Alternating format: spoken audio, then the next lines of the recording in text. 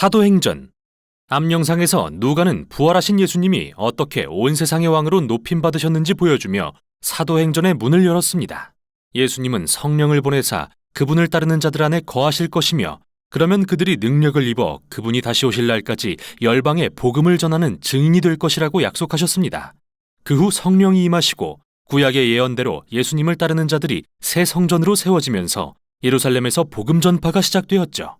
그러나 그로 인해 예루살렘 지도자들과의 갈등이 발생하면서 그리스도인들에 대한 박해가 시작됐지만 성령은 악을 선으로 바꾸셨습니다. 이는 오히려 유대인 중심의 예수 공동체가 예루살렘을 떠나는 계기가 되어 국제적인 다민족 운동으로 확장되었기 때문이죠. 그 결과 로마 제국에서 가장 큰 도시 중 하나인 안디옥에 다민족 교회가 세워지고 바나바와 바울은 안디옥 교회를 섬기게 되었습니다. 이 교회는 성령의 감동을 받아 이 둘을 선교사로 파송하게 되는데, 이때부터 완전히 새로운 장이 펼쳐집니다. 바울은 그의 동료들과 함께 로마 제국의 여러 도시를 여행하면서 예수가 왕이시라는 복음을 선포합니다. 1차 선교는 현재 터키 영토인 소아시아 내륙 지역을 여행한 뒤 예루살렘에 가서 중요한 회의에 참석하는 것으로 마무리됩니다. 2차 선교는 소아시아를 거쳐 고대 그리스를 방문하고, 3차 선교는 복음을 전했던 지역을 재방문한 뒤 바울이 예루살렘으로 돌아가는 여정으로 끝나죠. 이 이야기들을 읽다 보면 누가가 강조하려는 여러 주제가 반복되는 걸 발견하게 됩니다. 첫째, 이스라엘을 위한 사역이 계속됩니다. 바울은 새로운 도시에 도착하면 가장 먼저 유대인 회당에 가서 부활하신 왕 예수님이 어떻게 모든 민족으로 새로운 하나님의 가족을 세워가시는지 전합니다. 그러면 대개는 많은 사람이 예수님을 메시아로 영접하지만 일부는 그를 반박합니다. 심지어 바울이 토라와 유대 전통을 거스르는 위험한 반역자라며 성 밖으로 내쫓기까지 하죠. 결국 이러한 갈등은 1차 여행 후 예루살렘에서 중요한 회의가 열리는 계기가 됩니다. 바울은 안디옥에 있는 유대인 그리스도인 중 일부가 이방인들이 할례와 안식일과 유대 음식법인 코셔를 지킴으로써 먼저 유대인이 되지 않으면 예수님의 가족이 될 수 없다고 주장한다는 사실을 알게 됩니다. 바울과 바나바는 이에 강력히 반대했고, 결국 이 논쟁을 예루살렘의 지도자 회의로 가져갑니다. 여기에서 베드로와 바울, 예수님의 형제 야고보는 성경 말씀과 자신들의 경험을 들어 하나님은 처음부터 열방을 그분의 언약 백성 삼기로 계획하셨음을 상기시킵니다. 회의 결과 그들은 이방인 신자들에게 더는 이교도의 제사에 참여하지 말라는 편지를 보내는데, 민족적으로 유대인이 돼야 한다거나 토라의 율법을 지켜야 한다고 강요하지는 않습니다. 이 결정은 예수 운동의 역사에서 획기적인 사건이었습니다. 예수님은 유대인의 메시아이시지만 모든 민족의 부활하신 왕이기도 합니다. 따라서 그분의 백성이 되는 조건은 민족적 정체성이나 토라의 율법을 따르는 게 아니라 오직 예수님을 믿고 그분의 가르침을 따르는 것이죠. 이렇게 예수 운동은 명실상부한 다민족 운동이 되어갑니다. 이어지는 내용 역시 누가가 선교 여행을 통해 보여주려는 주제로서 초기 그리스도인들과 그리스 로마 세계 사이에 일어난 문화의 충돌에 대한 것인데요. 그는 빌립보, 아테네, 에베소에서 일어난 여러 충돌을 기록합니다.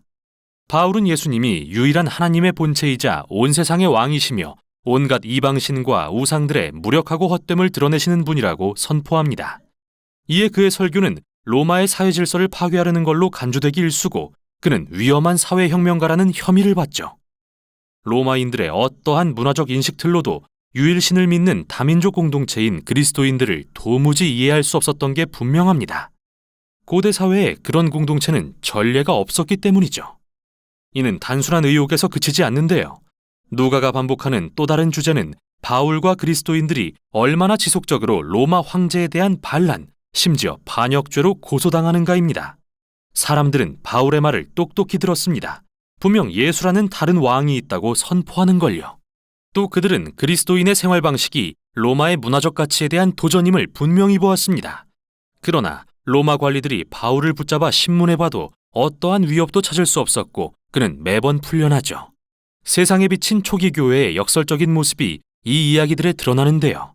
그들은 유대 메시아 운동이지만 다민족 공동체였고, 남성과 여성, 빈자와 부자, 노예와 자유인이 모두 동등하게 대우받았으며, 왕이신 예수님 외에는 다른 어떤 신이나 왕에게도 충성하지 않았습니다.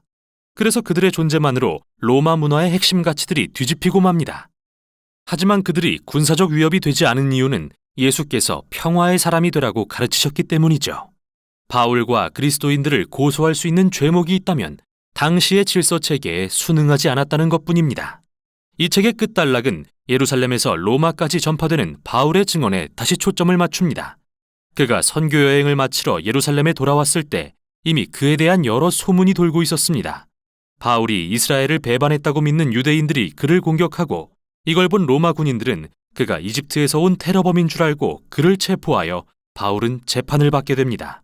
처음은 사내들인 공회의 유대 지도자들 앞에, 다음은 가이사랴의 로마 지도자들 앞에 세워지는데 벨릭스 총독은 후임에게 바울을 넘겨버리고 후임인 베스도 총독도 결국엔 그를 아그리빠 왕 앞에 데려갑니다. 결국 바울은 수년간 감옥에 갇히게 됩니다. 어떤 재판도 그의 유죄를 입증하지 못했지만요.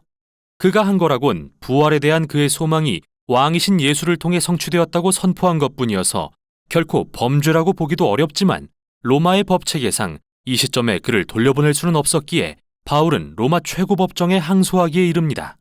여기서 여러분은 이 투옥 기간이 다시 길을 떠나 새로운 예수 공동체를 세울 생각으로 가득한 바울에게 걸림돌이 됐을 거로 생각할지도 모릅니다. 하지만 이 책에서 성령은 모든 상황을 선하게 조율하십니다. 바울은 이 투옥 기간을 이용해 그의 가장 중요한 서신들을 집필할 수 있었고 이 서신들을 통해 사후에도 오랫동안 선교적 유산을 물려주게 되죠. 마침내 바울은 죄수 신분으로 로마로 압송됩니다. 지중해에서 죽을 고비를 넘기는 끔찍한 항해를 마치고 로마에 도착해 가택연금 상태로 연기된 재판을 기다립니다. 덕분에 그는 꽤 좋은 집에 유대인과 이방인들을 초대해 정기적인 모임을 열 수 있었죠.